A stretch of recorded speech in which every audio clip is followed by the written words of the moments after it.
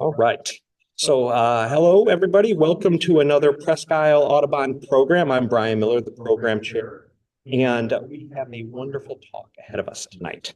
But before we get there, I want to remind the folks that are online that during the talk, you can post questions in the chat, and then after the talk during the Q&A period is we will read the questions to our speaker. So feel free to ask any questions during the talk.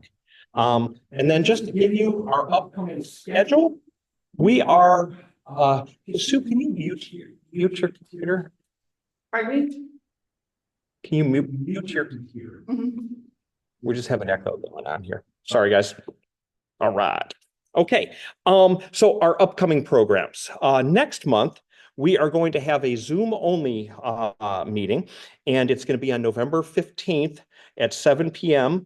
And it is Dr. Roxy Ohanyin is going to be sharing her work with the monitoring program for red concated woodpeckers in Central Florida. So that should be a really exciting talk next month, November 17th, Zoom only. And you can, of course, get the link the day of from our website. In the spring, just to give you a little taste of what's ahead, in the spring, in January, we are going to have a talk about falconry and conservation by Madison Story. This is going to be in person and hybrid. We're going to try to do Zoom, but you want to come here because Madison's going to be bringing one of her falcons with her. So anyways, that's in January. February, we're going to have our annual recap of the piping plover breeding season with Mary Birdsong, and that's going to be Zoom only. And then in March, we are going to have an in-person meeting with a Zoom option for Mark Letheby is going to be talking about the bird specimens, the bird skins that are here at Trek. And in fact, actually part of another reason why you want to come here for that talk is that we will have a walk through the where the bird specimens are in the basement of this building. If you've not been there, it's really cool. So anyways, that's what we've got coming up tonight. Or that's what we've got coming up in the future. But tonight, we are very lucky to have Dr. Jen Houtz, who is here to share her insights into tree swallows, the microbes in their guts, and how these microbes affect these swallows. Jen is an assistant professor in the Department of Biology at Allegheny College, the successor to the indomitable Ron Mummy, who spoke to us last spring about his hooded warblers. And I'll tell you, Ron is a tough act to follow, but if anyone can do it, Jen can. She is definitely up to the task. Jen received her PhD in ecology and evolutionary biology from Cornell University, where she studied gut microbiomes and stress psychology in tree swallows, which we're going to hear about tonight. She received her BS in animal behavior from Millersville University, where she studied the social behavior of wire-tailed manakins in Ecuador. Cool. Jennifer is passionate about involving undergraduate students in ornithological research and outreach. This is evidenced by her work as faculty advisor for the Allegheny Bird Club, and we have an Allegheny Bird Club member present with us tonight. And so without further ado, I'm going to turn it over to Dr. Jen Houtz. Jen, sure. All right. Thank you, Brian, for that introduction. Hello to people in person and hello to people on Zoom. Thank you for coming to listen to birds and bacteria. So we're going to kind of dive into how these gut microbes, which a lot of people know about human gut microbiomes, but they also are really beneficial to birds.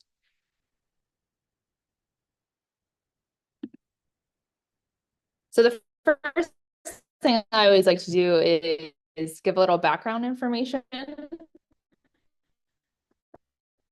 about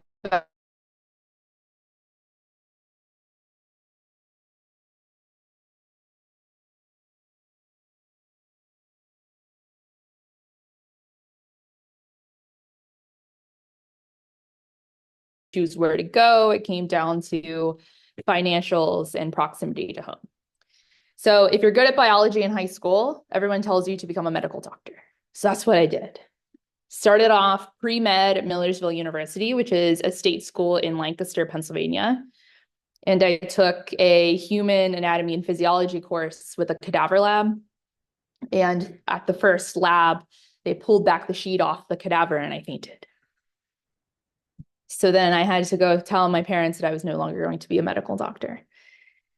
And then in my intro bio class, I just happened to be in a class where the professor studied birds. And he was looking for a student to take as an assistant over winter break to the Ecuadorian Amazon. So I decided to take a leap of faith and go to Ecuador the winter break of my sophomore year, where I studied the social behavior of this really fun bird, the wire-tailed manakin. And there we studied how testosterone mediates different cooperative behaviors. So mannequins or wire-tailed mannequins get together on a branch and they kind of shimmy around and then do somersaults over each other. So we were trying to understand how hormones might be mediating that behavior. And then once you hold a wild bird in the middle of the jungle, you can't really choose another career path. So then I always liked teaching. So I always knew wanted to become a teacher. So then I shifted into the animal behavior track with the eventual goal of getting into graduate school.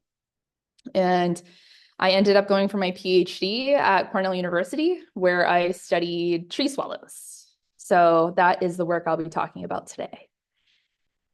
And then I got towards the end of my PhD, and I always knew I wanted to end up back in Pennsylvania. And Ron Mummy so graciously decided to retire the year that I was defending. So then I got my dream job at Allegheny, and now I get to give students those same opportunities that I was given as an undergrad. So at Allegheny, I do what I consider to be integrative organismal biology. So it's combining physiology and ecology to understand how that impacts animals. I'm also the faculty advisor of the Bird Club, and one of the projects that we have been working on this is what my garage looked like about a year ago at this point, with a whole bunch of different cut lumber to make bird boxes. And now that's been turned into over 100 bird boxes by the Bird Club from coming up and working in my garage. And the idea is that we can use nest boxes as a way to connect young kids with nature. So in Ithaca, I established an outreach program at a local elementary school where we could take bird boxes and the kids could color on them. You can see the one there says "Cavities Nesters Welcome." And the best one was someone drew a cat on the side of a bird box, which was funny to a certain extent. But the idea is to do this in Crawford and Erie counties, is to connect with local schools and continue this outreach. Okay, so let's dig into the research side of things. So in terms of animals, you have the animals and their genetics, and then they have to interact with their environment.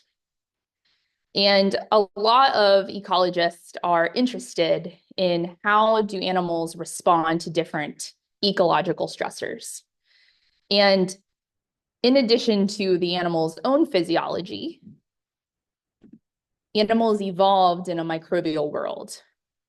So it could be that all of the microbes that are acquired from the environment, acquired from different diet items, could actually influence the animal's physiology and influence how they interact with their environment. That animation also took me a long time, so let's just appreciate it again. Wow. So the primary question that drives my research program at Allegheny and also my PhD research is, do microbiota positively impact their animal hosts? But my professor voice is going to come out. Can anyone tell me what a microbiome is? Or want to take a guess? Yeah. So the idea that within organisms, there's like a smaller, almost like mini ecosystem for microscopic organisms like bacteria that interact with larger animals. Yep, exactly. Yep. So you can have many different microbiomes. There's the hand microbiome, the oral microbiome, but the microhabitat within vertebrates that has the densest community of microorganisms is the gut microbiome. And if we're looking for a formal definition here, this is all of the microorganisms, and it's not only bacteria, it also includes all the viruses, archaea, fungi, and protozoa that reside in their own community inside the gastrointestinal tract of a vertebrate host. And gut microbiomes have been studied extensively in humans because they have all of these different beneficial roles in human health.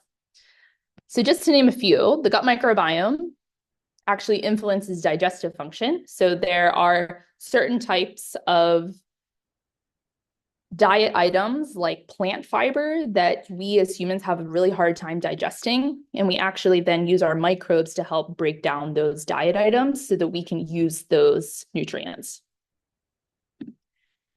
Our gut microbiome also trains our immune system, especially during development. So the gut microbiome in babies actually helps to train antibodies or B cells.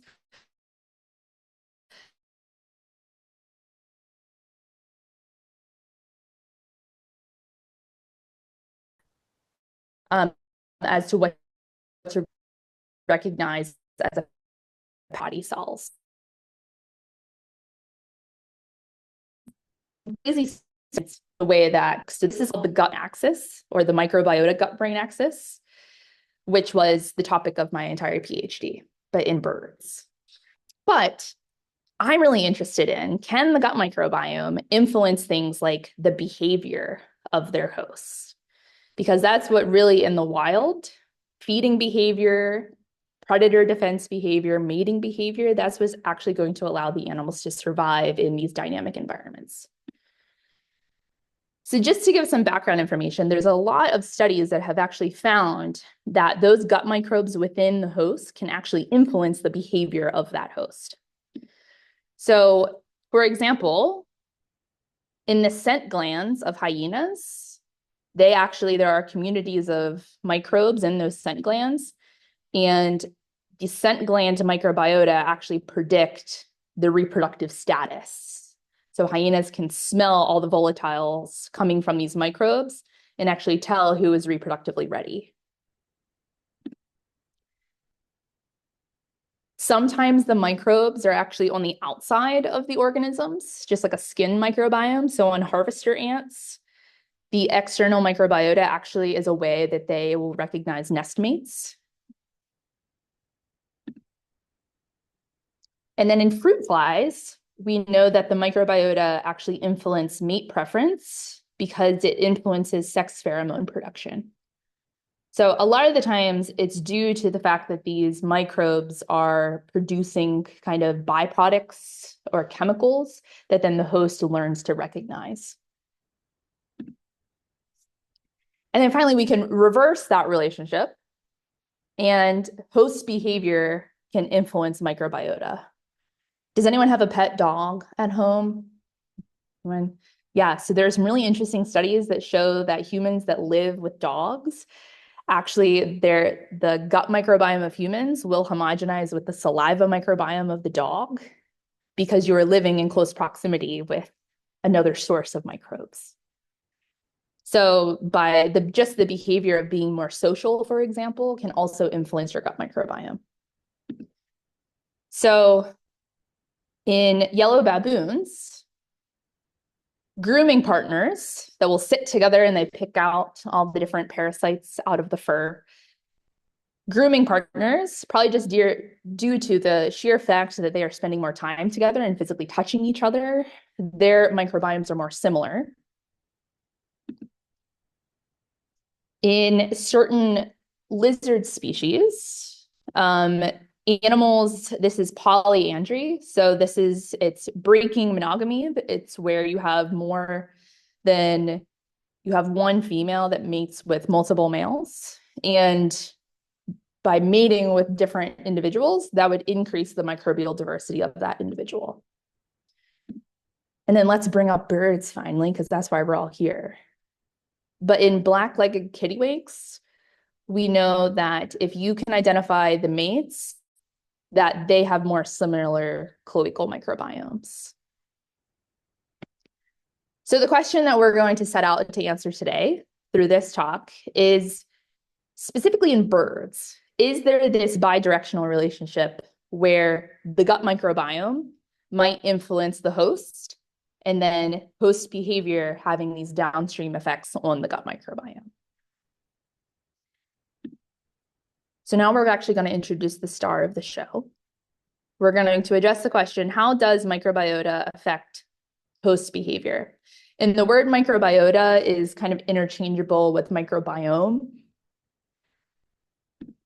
So during my PhD, I had the opportunity to work in a long-term system of tree swallows that had been studied for over 30 years in Ithaca, New York, where we have over 500 bird boxes set up around bodies of water. And tree swallows are cavity nesting species, which means that you can set up a bird box and you can reliably tell where the individuals are going to be. So you can work with nestlings because they're confined to the boxes, but then you also know that you could wait for an adult to fly into the box. And then it takes a lot of technique, but then you can creep up behind the bird box. And there's a trap door on the side of these boxes, and you can put your hand over the hole, and then you can catch the adults. So I actually did 0 mist netting throughout my PhD. I just caught all of them in the box. So why do we care about tree swallows other than them being very pretty? So tree swallows are part of a larger group of birds known as aerial insectivores. So it means that they exclusively feed on flying insects. And that's also a reason is that they're sharp wings that allow them to be very aerodynamic. And we know that aerial insectivores are declining due to climate change. And there was this really impactful study that came out of the Lab of Ornithology that found that we have lost over 3.2 billion birds in the past 50 years. So this is an unprecedented rate of biodiversity loss. And this is a pie chart that shows the different bird groups that have been affected by this. And swallows, nightjars, and swifts fall under aerial insectivores. So a lot of my work is trying to understand what is impacting aerial insectivores and maybe how can the gut microbiome be used to help the birds overcome the effects of climate change. So if you're a bird, one of the most important decisions you can make is when do you actually start breeding? Especially if you are a migratory bird and you have to time your ability to travel that distance and then pursue a breeding season. So if you're a tree swallow that specializes in insects, it may make sense to time your egg laying so that when your nestlings hatch, it's timing up with peak insect emergences. Because then you have enough food to feed yourself, but then also enough food to feed your kids. And birds actually use day length as a cue for when they should start laying eggs. So if you think about the spring versus now where the photoperiod and day length is shortening, you can think about in the springtime, day length is increasing, and that's a cue to the birds that it's time to start breeding. Does anyone want to take a guess what cue insects use? Yes. So insects use temperature. So what's happening is as springs are getting warmer earlier, insect emergencies are actually happening earlier because insects are using temperature as a cue, but tree swallows are using day length as a cue. So there's this mismatch between the food source and when the nestlings are actually hatching. So again, because these warming springs are shifting insect emergencies earlier, you could have a situation like this, where if the nestlings hatch after their food is available, then the parents are probably going to prioritize themselves and abandon their offspring. Yes. So the question becomes, how are birds actually responding to climate change? And one of the powers of working on a long-term system is that we have breeding data over 30 years. So we can actually track when the first egg was laid of every individual over 30 years. And tree swallows are picking up on the fact that their insect prey is emerging earlier, and tree swallows have actually started to breed earlier. So on the bottom of this graph, you see that this is average week of the first egg laid, starting with the first or second week of May. And on the y-axis is lifetime number of fledglings produced. So fledglings are just baby birds that successfully leave the nest. And you can see that females that breed as early as possible, if they're breeding in the first week of May, they will have a higher number of fledglings over their entire lifetime. So it makes sense from a reproductive success perspective to breed really early. So then the question becomes, what is preventing all individuals from breeding earlier? There's a lot of variation in terms of when birds actually start to lay eggs. And I'm sure all of us that live in the Northeast can attest to the fact that, yes, springs are warming, but we're also seeing more extreme weather events. And especially if birds are coming, let's say, to New York or Pennsylvania, we can have snow and things and cold snaps the whole way through May into June. So what's happening is that, yes, on average, temperatures are increasing, but those birds are using average temperatures as a cue. They come back and then they get caught in these harsher and more unpredictable weather conditions. So there are still some individuals, though, that can survive. I have found tree swallows inside of boxes in inches of snow, and they're completely fine. Really strange. And there's this concept where individuals, they can actually pick up on environmental cues, and they may change certain parts of their physiology to match the demands of that weather. So here, if we can think about the different demands that something like incubation versus nestling provisioning. Provisioning is just a fancy word for feeding. And we can think about some aspect of their phenotypes, so some aspect of their being. There are some individuals that do not have the ability to change any part of themselves in comparison over time if they're exposed to different weather conditions. But then if you think about a rubber band, right, there's a lot of plasticity. You can change its shape depending on which way you pull it. So there's a concept known as plasticity, which is where animals can actually respond to different parts of their environment and then plastically change certain aspects of themselves to survive that threat. So in tree swallows, really interestingly, the birds that come back super early have this adaptive mass loss. So when they first arrive on the breeding grounds and they incubate eggs, they're really heavy. And the idea here is if you're heavy, it means you'll produce more body heat, and maybe you can sit on eggs when there's cold weather around you and still survive.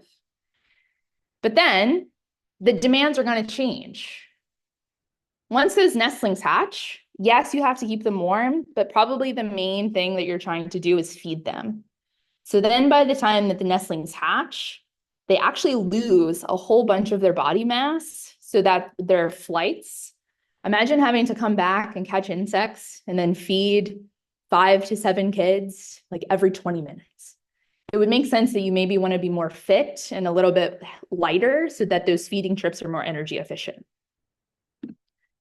And also, birds that are able to lose more body mass are also the ones that have higher reproductive success. So there's a relationship between being able to breed early, lose a whole bunch of body mass, and be really successful at raising babies. And here the microbiome comes back in.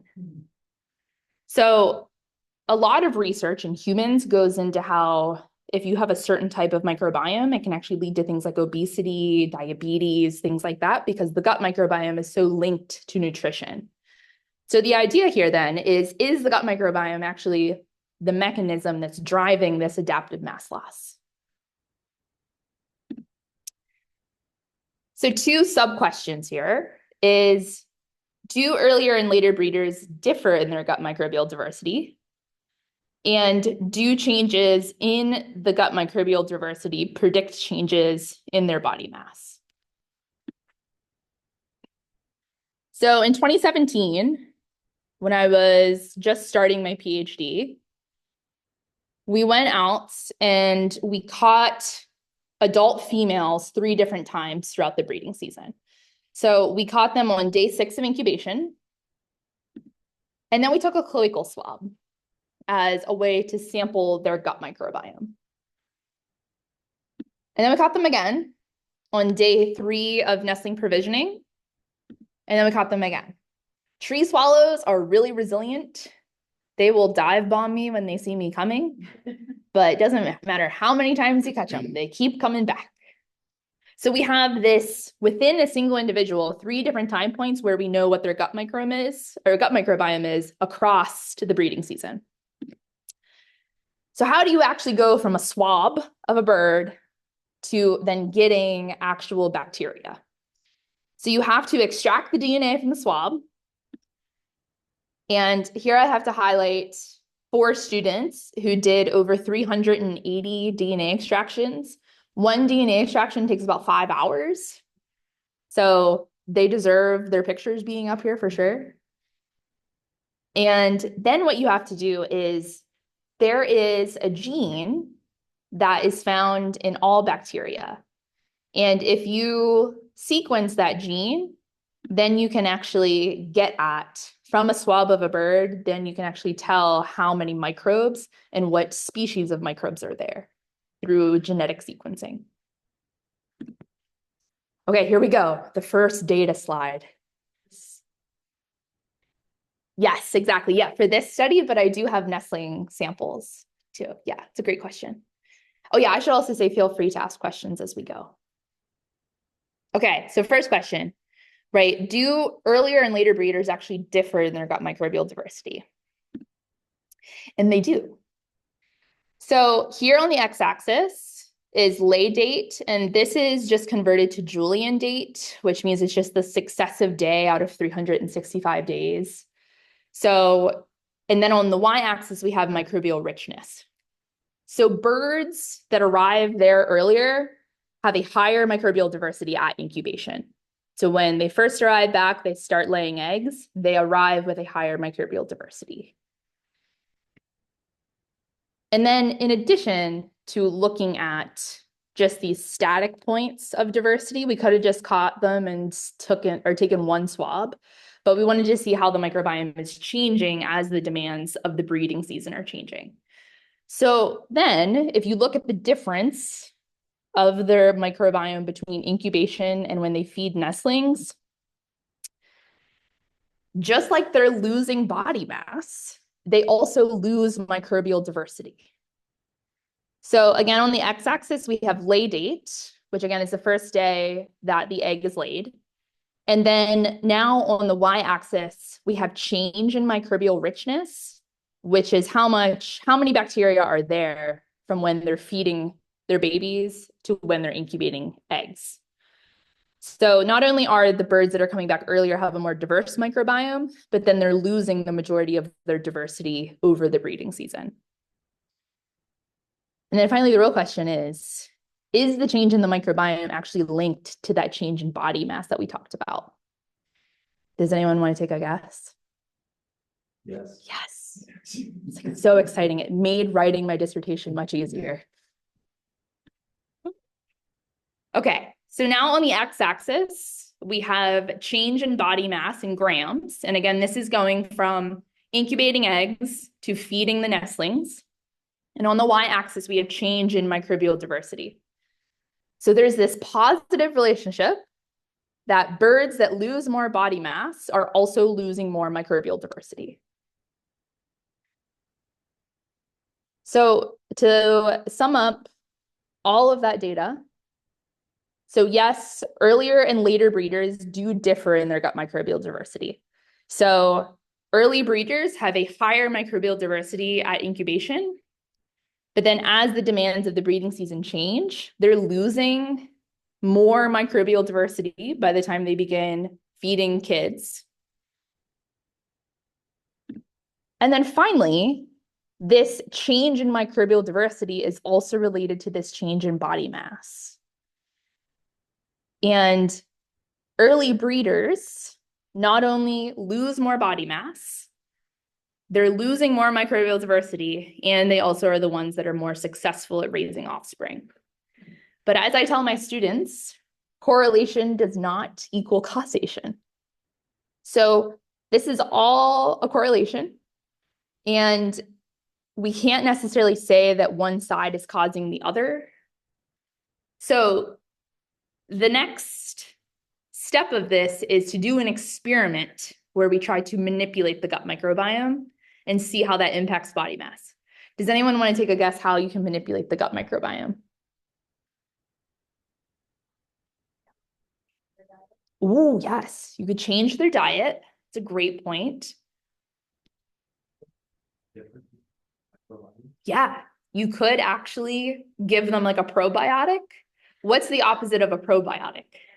An antibiotic, yes.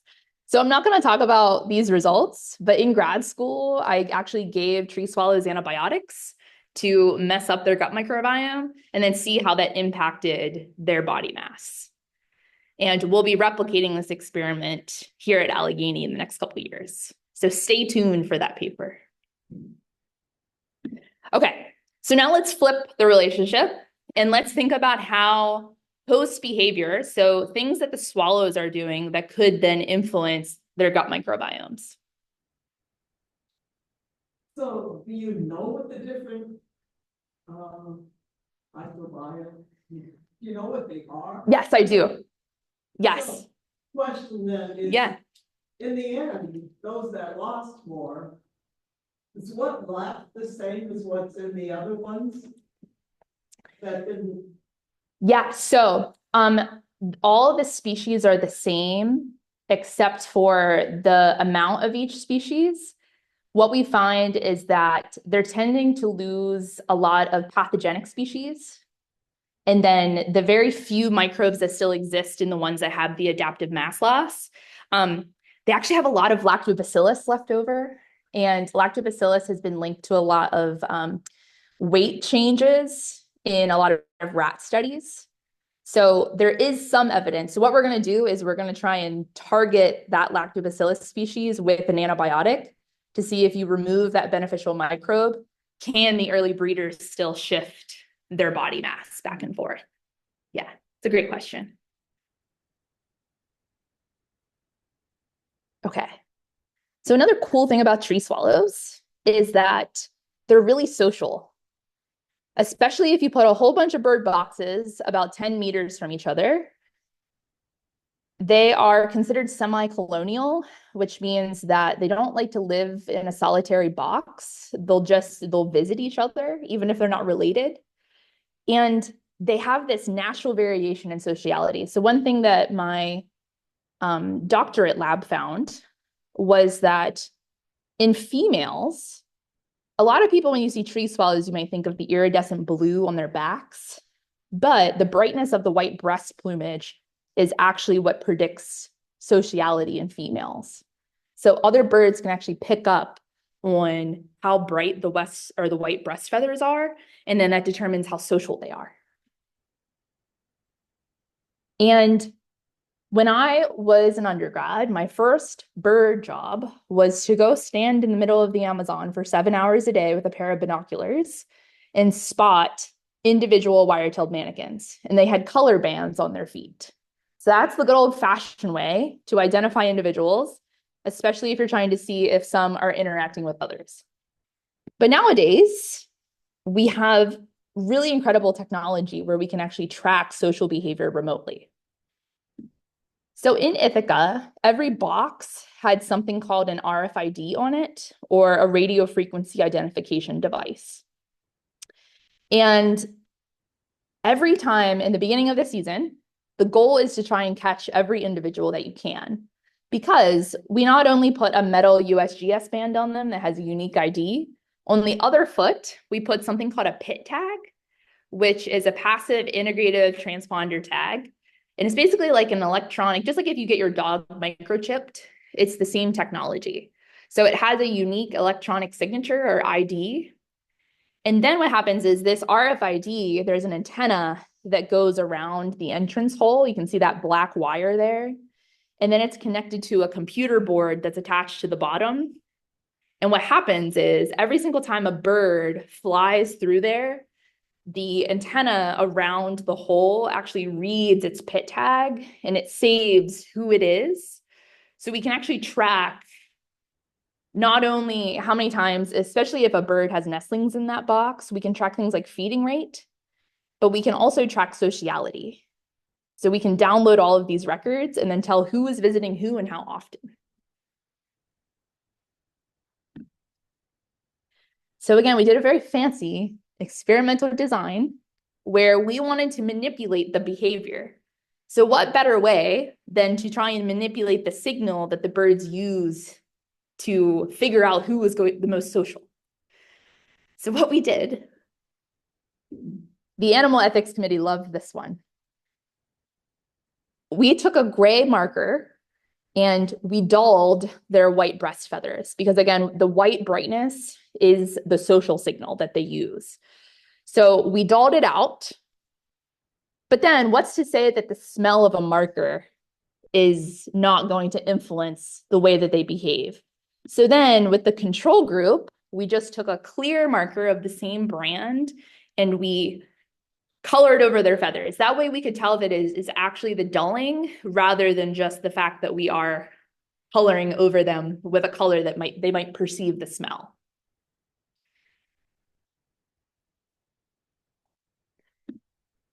So then again, we did the same type of sampling where we caught the same individuals 3 times throughout the breeding season. So we not only are catching them and dulling them, we're also taking swabs of their cloaca to kind of see what was their microbiome on day 6 before we colored them in. And then after the coloring experiment, we caught them again to see if that coloring influenced their microbiome. Okay, here we go. It's so exciting. Okay, so what happens if you dull out the social signal? So in all of these graphs, the purple is the ones that had the gray dulling, and the orange are the control birds. And if you are a dulled female, and again, this is all coming from that RFID data, so all that remote social behavior monitoring. We find that the dulled females are visited less frequently by other males. So not only just within a single breeding season, there's typically a social pair where there's one female and one male that in a nest will raise the offspring together. But female tree swallows will actually go out and they can store sperm in their oviducts. And within a single nest, usually less than 50% are fully related to each other. Because from the female's perspective, it'd be really good to have as many genes as you can to make your offspring really diverse. So that's what we mean here in terms of you'll see throughout a breeding season that males that are outside of the social pair will come visit the other females. So if you are dulled, you're visited less frequently by other males outside of your social mate. And then the opposite is true of other females. So if you're a dulled female, you're actually visited more frequently by other females. Yeah, weird. Yeah. Okay, and now I know everyone's on the edge of their seats. What happens to their gut microbiome? So if you are dulled, right, we do show that there is a change in the way that other birds are interacting with you. And what we find is that the dulled females actually then have a higher cloacal microbiome in comparison to the control birds. So here again, we have control versus dulled. And if you look at, there's a little box that kind of shows the average microbial diversity. The purple ones are higher. So if you are a dulled female, you have a higher cloacal microbiome diversity after the dulling experiment. And I'll leave you think about that. And then we can talk about potential mechanisms. But super interesting. So by manipulating the social signal, the other birds are behaving differently. They're visiting less or more, depending on the sex of the individual. And then there are these downstream effects on the gut microbiome of the focal individual. And then the real question is, does it actually impact fitness? In the animal world, it's all about passing on your genes to the next generation. So what we also find is that dulled females have higher reproductive success throughout the entire breeding season. So here on the x-axis, these are different metrics that we can use in birds to determine if the offspring are successful. So the first one is how many nestlings actually hatched, how many of them make it until day 12 of development, and then how many of them actually fledge the nest. And at all 3 points of reproductive success, we find that the dulled females have a higher number of nestlings. Yeah, I understand. Yeah, I cannot understand that, So the bright white ones are the most social. Yeah. The dull ones should be less social because they are dull, isn't it? Well, yeah, so we took individuals that naturally are more social. Yeah. And we dulled them out. It's hard to say whether the birds themselves, like the ones that actually got the dulling, they can't necessarily perceive that their social signal has been dulled. It didn't change. Right. Yeah. They were still social. Yes. So they were still social, but also it's hard to disentangle then, are they actually using, oh, sorry, I walked away from the mic. I just did a professor move there. What we think is happening is that there's a feedback mechanism where, right, there's not a tree swallow out there that's like, I have the brightest feathers. They determine it based on how they are perceiving other birds coming into the nest box. So they can tell if I have more female and more male visitors. So what we think is that we are changing the way that other birds are perceiving them. Yeah. And is that why dull birds have more female visitors? We think so. Okay, right. Yes. Because, so let me summarize all of the results and then I'll explain what we think is happening. So again, by coloring and dulling out that white brightness of the breast, we're causing changes to the social behavior of the other birds that would use that as a signal. And then it is changing the microbiome diversity of the focal individual. So if you're a dulled female, you are getting more visits to your nest box by other females, and you're getting less visits by other males outside of your social mate. No, question. Yeah.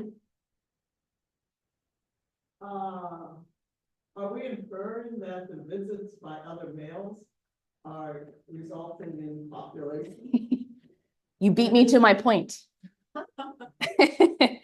Yes. So I was going to ask in terms of what is one disadvantage of using a remote social behavioral experiment? We actually don't know, right? The only information we are getting is that they are flying through that RFID antenna. Then it is hard to say what behavior is actually happening inside the box. So we can't assume that when they are getting visited by other males, that it's resulting in a copulation. Yeah. They're gonna have more eggs and more offspring success. And the female wants to have copulate with more males because of the genetic diversity. Mhm. So can we surmise that there's more? Well, I assume that there's more than what they've been to females that results in males. Mhm. Yeah. The males think there are less females and that's gonna result in Yeah. population. what we think is that if you are a female bird and you see a brighter female bird, that would come across as a dominant female. So then if you dull out that social signal, that would explain why you're getting increased visits by other females, because they no longer see you as a superior individual. And then we also think that the males, if you are a male and you see a brightly colored or bright white breast of a female, that you perceive that female to be of higher quality. So you want to breed with them more.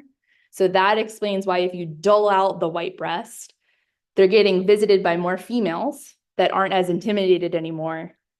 And then they're getting visited less by other males because they don't perceive them as a high quality female. So how long the females go in this box and stay in there when they're visiting? Or is it a battle and they come right back out? Yeah, so we quantify. Yeah, no, that's a great question. We quantify a visit as it's within a 5-second period. So it's like they could go in and stay in the box for 5 minutes and then they come out. Because you could think they're going in thinking, oh, you're a low quality, I'll kick you out and I want the box. Mm-hmm.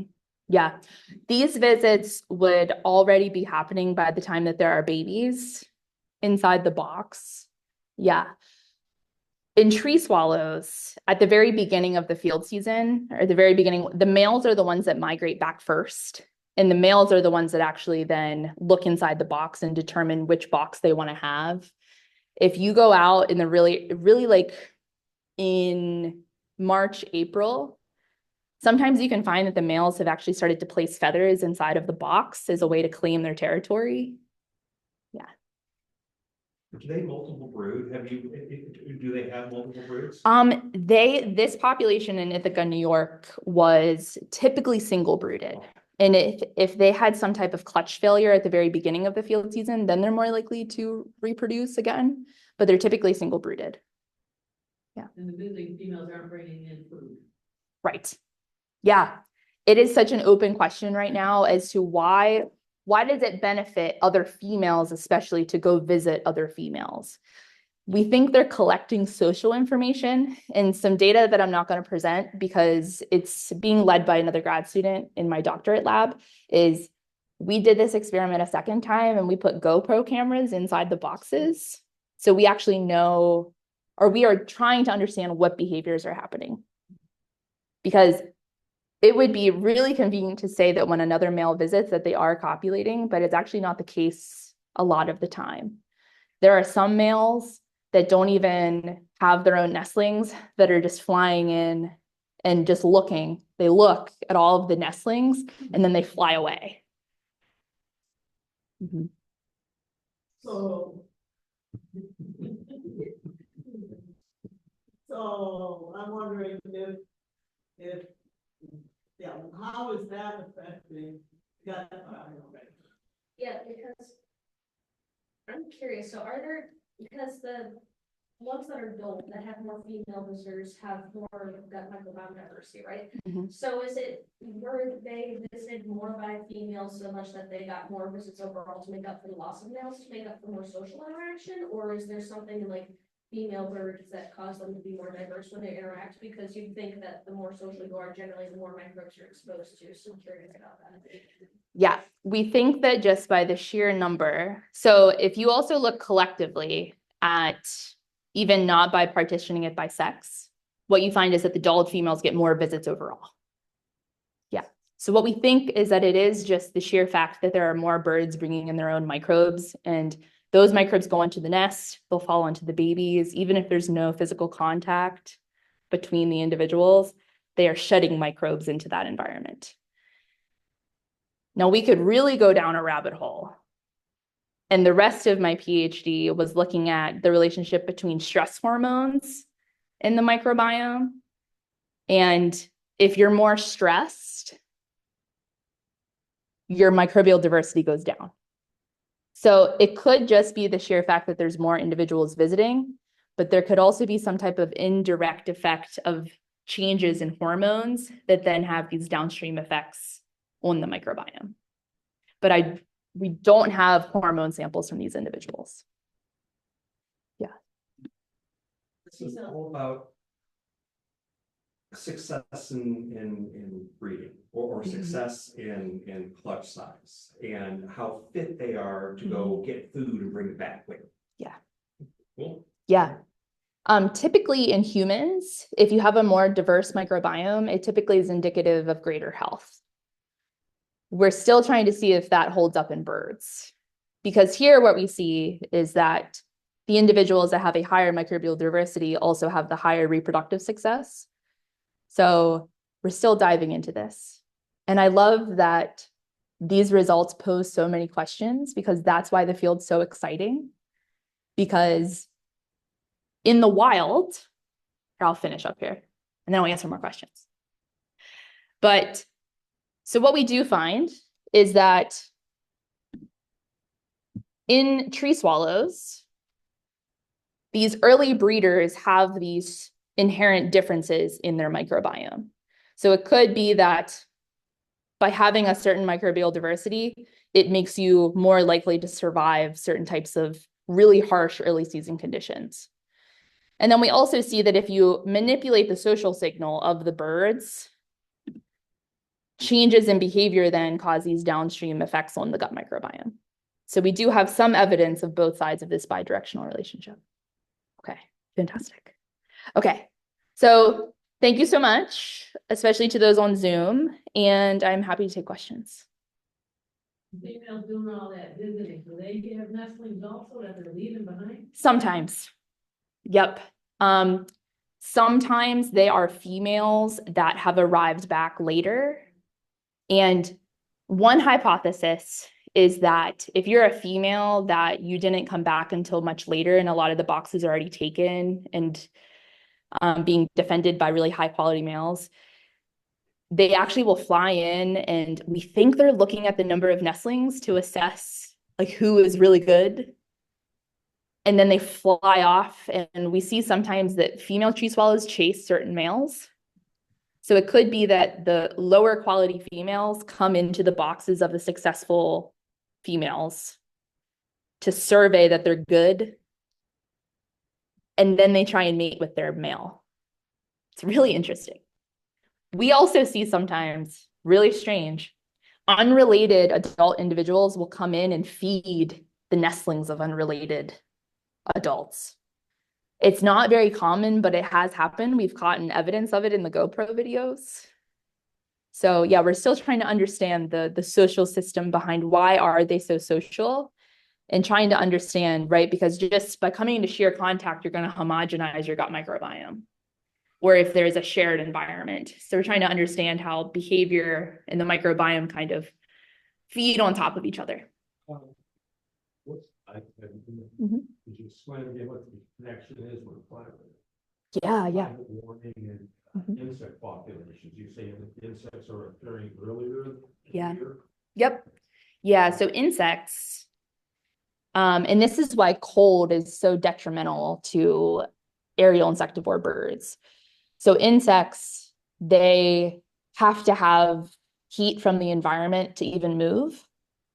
So they will time when they hatch based on how hot it is, how warm it is, versus the birds time when they're laying eggs with how long the day is.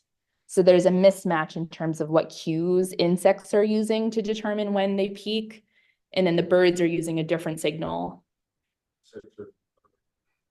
It's very hard to hear their questions and comments. We can hardly understand what they're saying. Okay, I can repeat. The question was about the relationship again between how warm it is outside, so climate change, and how that impacts the insect populations and then the birds. So yes. Yeah, so the birds have actually started to adapt and they now are breeding earlier. They are starting to use temperature as a cue to time their reproduction. Yeah. So they're trying to adapt to the warming springs, because if you lay your eggs at a certain time where then the nestlings hatch after the insects have emerged, then the nestlings die. Yeah. Are you familiar much with the social system of the purple martin? A little bit. Wondering how social they are, since they are so colonial in a sense. Yeah. And could it be that tree swallows are just evolutionarily heading in that direction? Yeah. So that question was about how would this relationship map onto purple martins? I would imagine if I were to make a prediction as to looking at how similar the gut microbiomes are of a purple martin colony versus a tree swallow, I would say just due to the fact that they're all living in the same apartment complex, I guess, that purple martins probably share a lot of their microbes with each other. Yeah. Other questions in the chat? There aren't. And there's a lot of people who are attending virtually. You could just ask if anyone wants to ask a question, they could drop it in the chat. Yeah, if anyone has a question, they can type it in the chat or unmute yourself and ask. I have a tangential question while we're waiting. I had the wonderful experience to see a whole bunch of tree swallows populated a couple summers ago. Yeah. And I've got some great photos that I'd be happy to share with you if you'd like. Yeah. But in every instance, the female was holding a feather in her beak during the copulation. What's up with that? Yeah. So sometimes males will actually like solicit a feather to the female as like I'm a high quality male who knows how to gather feathers. For people that don't know, if you've never looked inside of a tree swallow nest, they lay down nesting material and then they line the nest cup with feathers. And there's been some experiments that have shown that there's no thermoregulatory benefit of that. It's not like it keeps the eggs warmer. What was that? Okay. I worked years ago at a place that there were tree swallows. Mhm. And I go around and look, and they have the most beautiful feathers there. Yeah. Just in a circular pattern. Yeah. But they would pull them together, Mhm. close them up, Mhm. and open them up. Yes. And that was definitely regulation of temperature. Yes, they will do that. So at certain point, I should back up. At certain points, using a feather, like in the example that Brian has of just, it is sometimes used just as a social signal. We've done a couple experiments in our boxes where we've actually put thermocouples underneath the nest cup, and we've manipulated all the different types of feathers or the number of feathers. And we don't find a significant difference in how warm the eggs are, but it'd be really interesting to look at how, depending on the height of how high they pack them, because I know what you're talking about, where they will pack them up so high, it's almost like a dome when you look in there. So it'd be really interesting to see if that's the thermoregulatory effect. So these Yeah. feathers would all be like put in there with the connect, the quill down. And the rest of the feather up, and there were different feathers from different birds. Yeah. But they have them all situated perfectly round. Yeah. And then they would, as I said, they'd move them all, and they'd all be closed up. And then on warmer days, they would open them up. Oh, interesting, on warmer days. Yeah, I've never actually, I'd have to do an analysis to see if it changes, like if the orientation of the feather changes based on the ambient temperature, because it'd be really interesting if the birds were sensing the ambient temperature and then resituating the feathers to kind of like provide more ventilation. An egg doesn't generate much heat, does it? Not at early points of development. Like, is it sensitive? We actually have it in an egg. Like we have it in a fake egg that we basically tether to the nest so that the parents can't pull it out. So that way we're catching exactly, rather than burying it, we're actually sensing if it was a real egg, what it would be. Yeah. We have a question online from Barbara, and she asks, I am not sure how colloidal microbiomes stand to affect brain behavior. That's a great question. So the cloacal microbiome is kind of used as the endpoint of the gut microbiome. So we can use just a swab to then say what is the bacteria that's farther up the gut tract. So it's the resident bacteria that are there that then can communicate up to the host brain.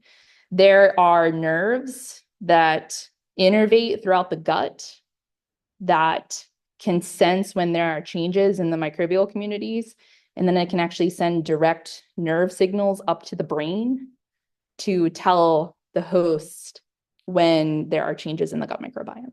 So the cloacal microbiome is purely just based on an ease of sampling, where sometimes it's hard to predict if when you catch an adult bird, if you're going to successfully get a fecal sample from them. So we take a cloacal swab as a measure of what farther upstream, what the gut microbiome would be. I have a question. Being that they eat insects, how do you entice them to eat an antibiotic? Or how does that happen? That's a great question. Just like baby birds have the begging response, I've also raised tree swallows in captivity before, and they have a natural begging response where if you take a syringe full of water, of antibiotics dissolved in just a little bit of water, they will latch onto it, and then you just dispense it down into their esophagus. Yeah, it goes like, you have to get it down past the crop, but they'll, a lot of the antibiotic manipulations I've done thus far have been in nestlings, but the adults will also latch on. Yeah. Yes. Awesome. Awesome stuff. Yeah. Jen, thank you very much. Yeah, of course. Yeah. This has been really Yeah. good. Thank you, everyone. And Barbara, thank you for your question. Thank you.